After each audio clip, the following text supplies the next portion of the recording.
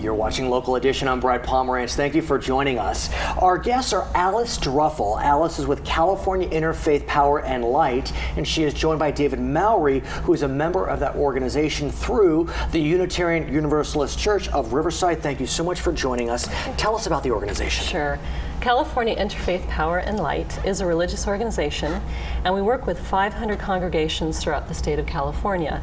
500 congregations of all faiths. Really? And what we do is we work with energy efficiency, energy reduction, sustainable energies, and legislation advocacy. David, let me ask you, if I may, what is your church doing as part of this organization? Well, we have been concerned for many years about the whole environmental issue, and certainly the way we use energy and the way we create energy, and hence greenhouse gases, have been a major concern to us. And we learned about California Interfaith Power and Light at the time that the Al Gore film came out, An Inconvenient Truth. They made those films available to many churches, and our church wanted to show it, and we did. What's interesting though, David, and let me ask you, Allis, is that there is no doubt that the world's consciousness is focused on the environment. But I think it's fair to say that if you look at faiths generally, at least in America, they seem to be more focused upon gay rights or abortion, as opposed to the environment or poverty. So what are you doing to focus the faith community on the environment? Well, I think a couple things.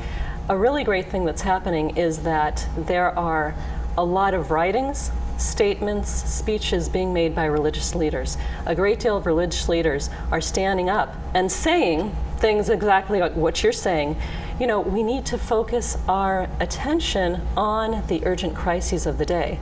And as you know, all major religions have as one of their faith principles the stewardship of creation. It's a mandate, it's a religious and moral mandate to take care of the earth. But what's ironic is you look at that same principle from Genesis, and it talks about humans having dominion over the earth, and some have interpreted that to mean that mankind can exploit. What's your thought on that, David? Well, I believe that that really is a misinterpretation of the writings, but we are charged with the care and stewardship of the earth, but not the destruction of it, which is exactly what we're doing now. Do you think that global warming in the final analysis is a religious, moral issue, Allis? I would say that the faith community at large believes definitely it is.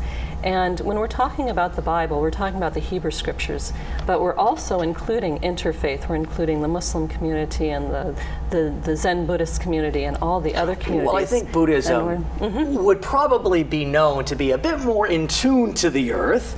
Is that fair to say? They're very in tune with the earth because they're very in tune with the interconnectedness of all life. And actually, we're learning from them.